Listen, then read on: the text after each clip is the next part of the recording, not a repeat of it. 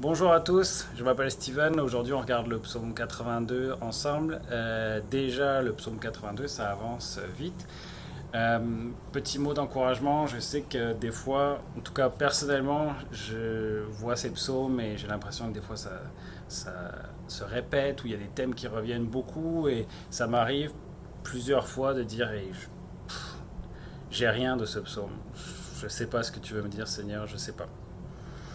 Et donc je crois que c'est normal, il ne faut pas être trop inquiet. La parole œuvre la même chose. Et je crois que des fois il y a des déclics qui viennent plus tard, où il y a des choses que le Saint-Esprit opère dans nos cœurs qu'on ne voit pas forcément.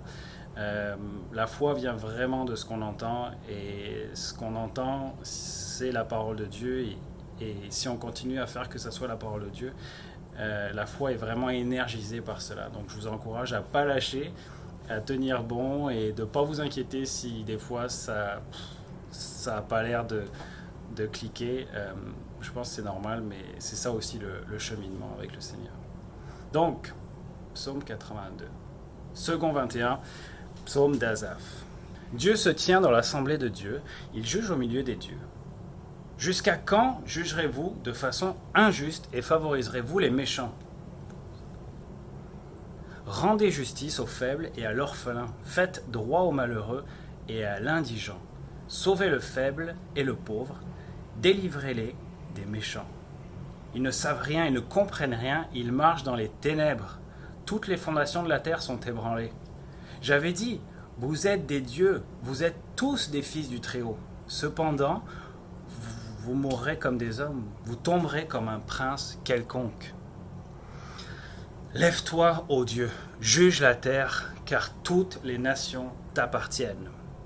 Donc, rapidement, un petit mot sur les versets 1 et 6. Et le psaume est assez direct et assez court.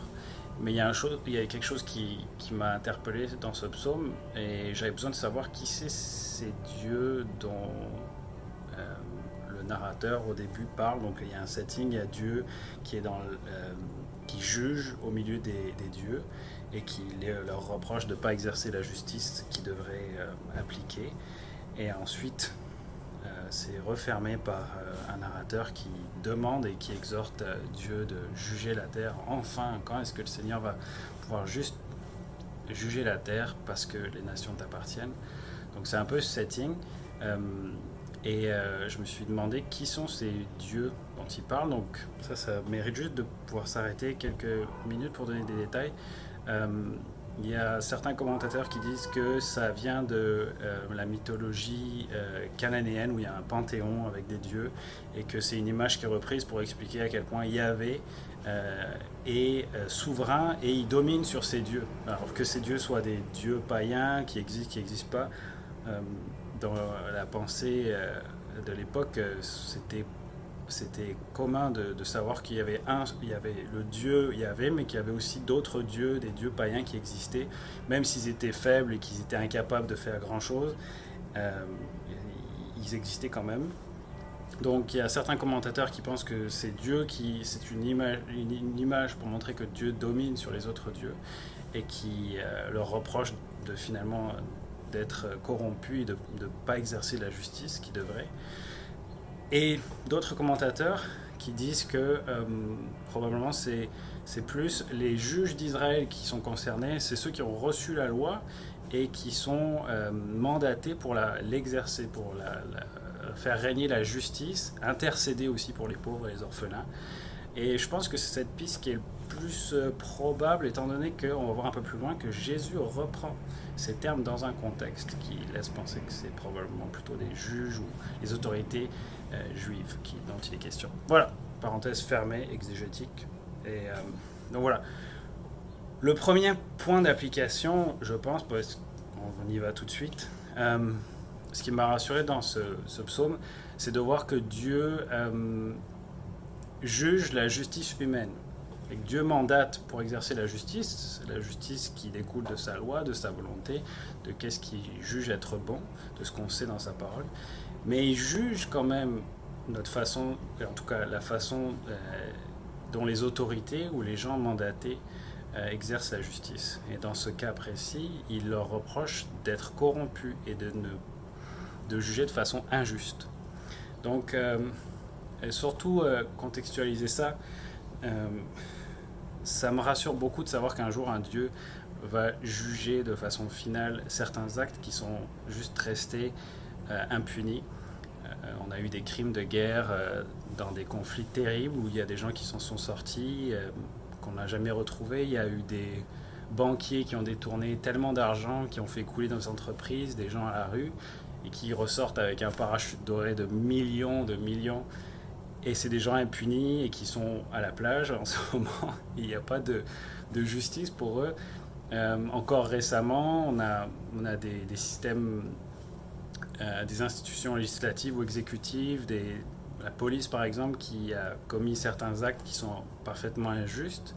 Et à cause du système en place, ils restent impunis parce que c'est des autorités.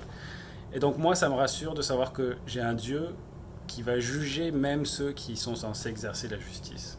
Et un jour, de façon parfaite, définitive. Ça m'effraie.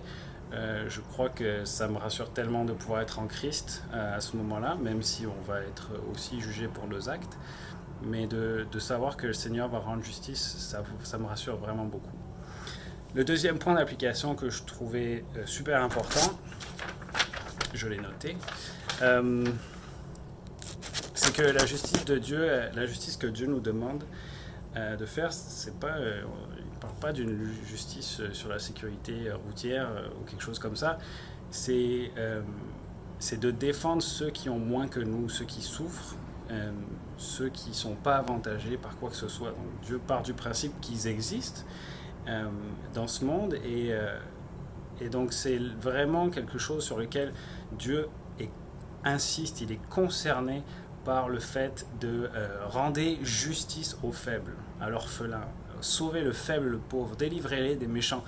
On n'a pas un Dieu qui est en train de demander payez vos taxes, dans ce passage en tout cas, il ne dit pas payez vos taxes, soyez des bons chrétiens, etc. Non, je dis si vous voulez faire ma justice, si vous voulez faire appliquer ma justice, ça commence par ça, par prendre soin de ceux qui souffrent, qui ont moins que vous, qui sont injustement, qui